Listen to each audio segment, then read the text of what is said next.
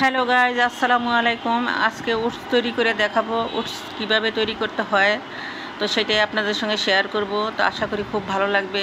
But আমি দুটো কথা বলছি আপনাদের সঙ্গে। আমার আগের একটা চ্যানেল ছিল, the kitchen by Nilu cooking channel, সেটা হ্যাক করে নিয়ে গিয়েছে কিছুদিন হয়। তো প্লিজ একটু লাইক সাবস্ক্রাইব করে দিবেন।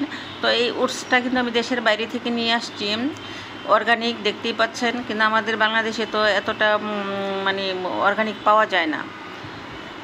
তো এটা স্বাস্থ্যের জন্য খুবই উপকারী এবং বয়স্ক, ছোট বড় সবার জন্য, আর বিশেষ করে ডায়াবেটিস, হাই প্রেশার যাদের আছে তাদের জন্য তো আরও।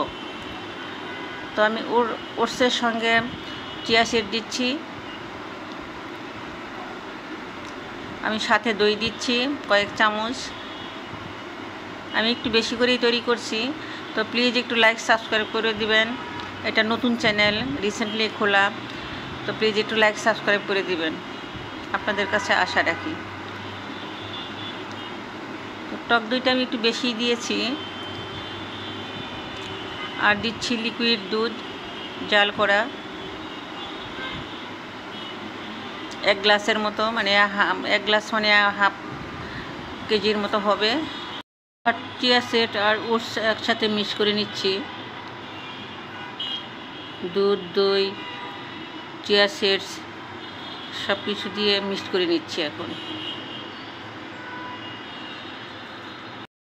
আগের চ্যানেলটা এত খাটাখাটি করেছি, ভাষায় বলার মতো না। হাজার হাজার সাবস্ক্রাইব, লাইক এবং ভিডিও ছিল 1100-এর উপরে।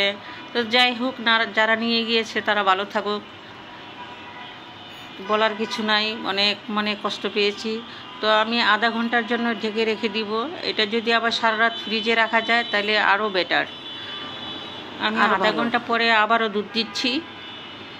এটা কিন্তু সেম দুধই, জাল করা, ভালো করে জাল করা নেওয়া হয়েছে। এই ওটস এভাবে যদি খেতে পারেন, এটা স্বাস্থ্যের জন্য অনেক উপকারী এবং ছোট বড় বৃদ্ধ সবার জন্যই অর্গানিক ওটস।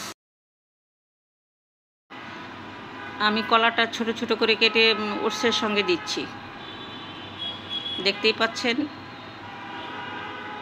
আপনারা যে কোনো ফল দিতে পারেন।